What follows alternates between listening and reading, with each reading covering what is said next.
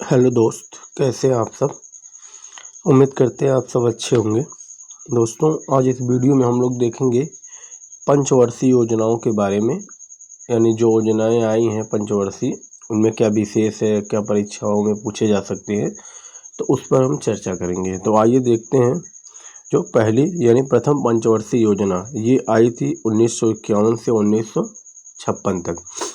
तो इस चीज़ को आप पहले याद रखिए कि जो प्रथम पंचवर्षीय योजना है इसका काल कितना था, तो 1951 से 1956 तक।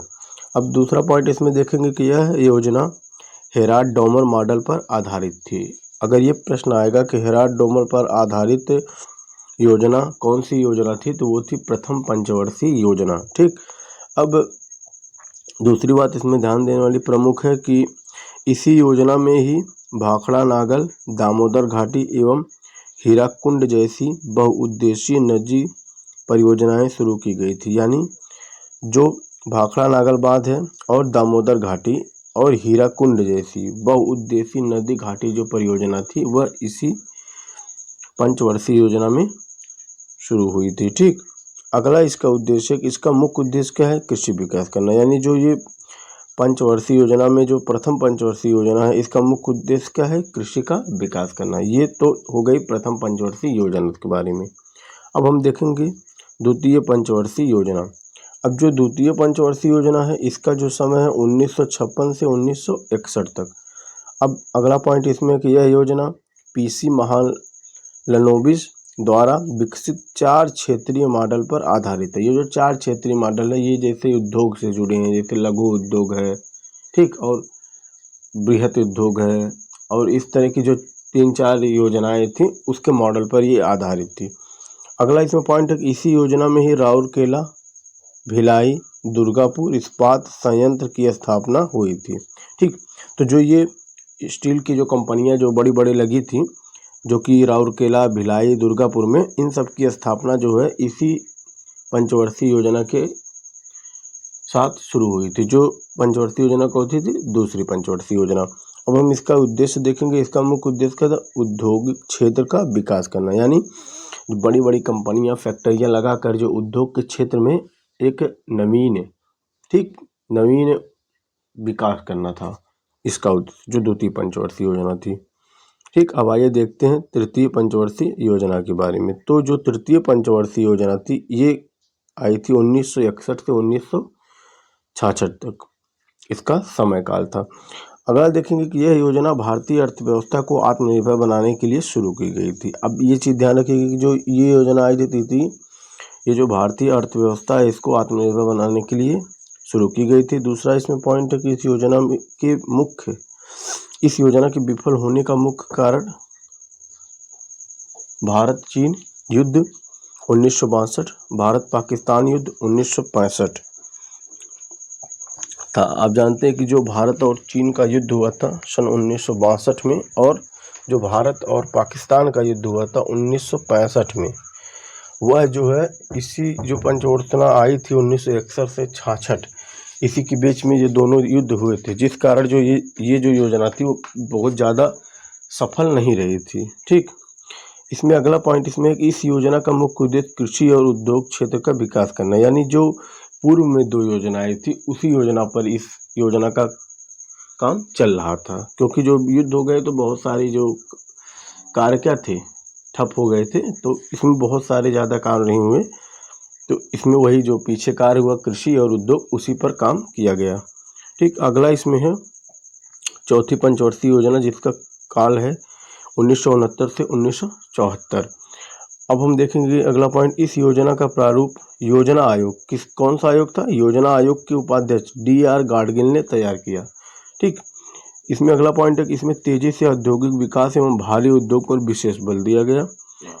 और इसमें अगला पॉइंट है कि इसका मुख्य उद्देश्य स्थिरता के साथ आर्थिक विकास और आत्मनिर्भरता की प्राप्ति। यानी इसमें भी जैसे जो बड़े बड़े उद्योग हैं, भारी उद्योग हैं, उन पर विशेष ध्यान दिया गया कि जैसे जब देश में बड़े बड़े भारी उद्योग लगेंगे तो उससे क्या होगी, देश की आर्थिक स्थिति सुधरेगी और देश क्या बनेगा, आत्मनिर्भर बनेगा।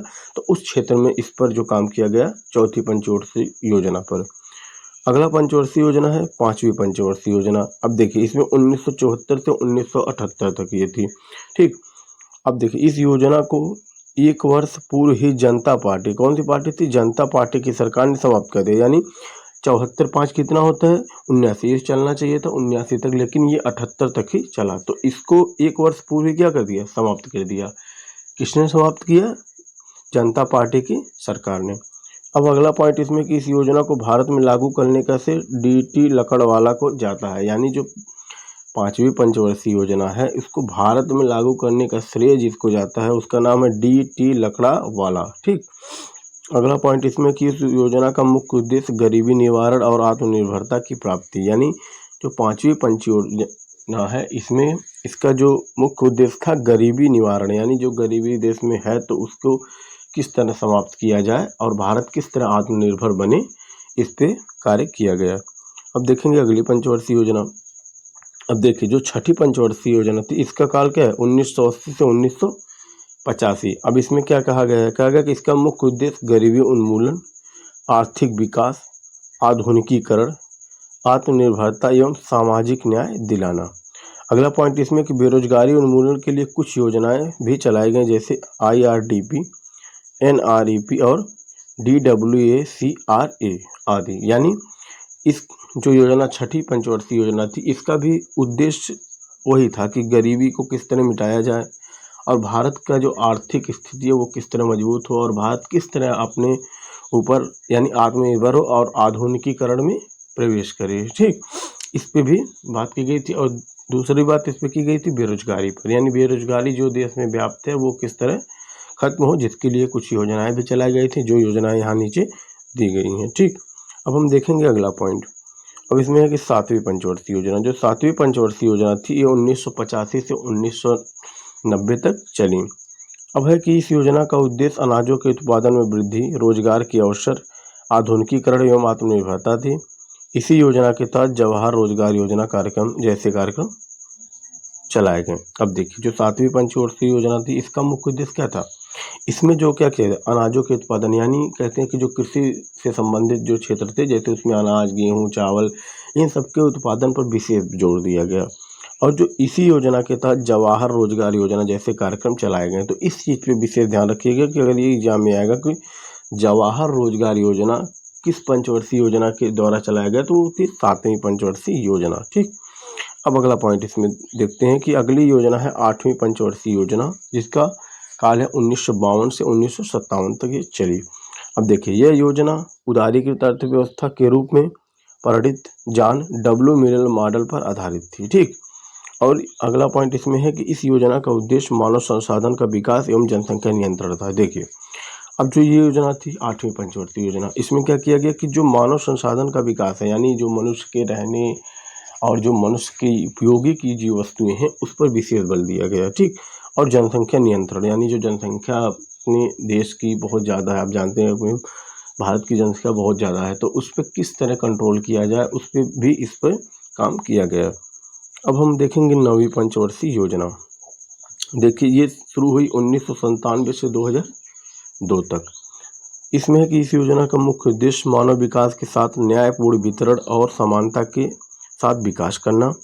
इसमें 7 बुनियादी सुविधाओं पर विशेष ध्यान दिया गया। अब ये ध्यान रखिए कि कितनी बुनियादी सुविधा थी, 7, जिसमें से मुख्य है शुद्ध पेयजल, यानी जो सरकार क्या चाह रही थी कि जो सरकार चाह रही जो जनता है उसको हम शुद्ध पेयजल उपलब्ध कराएं, प्राथमिक स्वास्थ्य दें, ठीक, घर प्रोवाइड कराएं और बच्चों के लिए पोषण आहार, जो कि आज भी चल रहा है। आप देखेंगे जो छोटे छोटे बच्चे जब होते हैं 1.5 या 2 साल तक, तो उनको पोषक आहार दिया जाता है और जो गर्भवती महिलाएं होती हैं उनको भी ये आहार दिया जाता है। तो ये सरकार की पहले से योजना चली आ रही है। ठीक, और इसमें गांव और बस्तियों तक सड़क आदि सुविधाएं की गई थी। ठीक, तो अब इतना आपको ध्यान रखना कि जो नवीं पंचवर्षीय योजना थी उसमें 7 बुनियादी सुविधाओं पर विशेष बल दिया गया।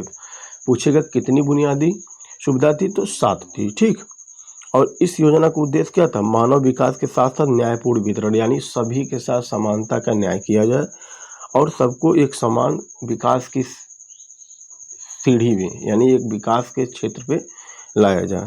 ठीक, अगला इसमें है कि 10वीं पंचवर्षीय योजना। जो 10वीं पंचवर्षीय योजना थी ये 2002 से 2007 तक थी।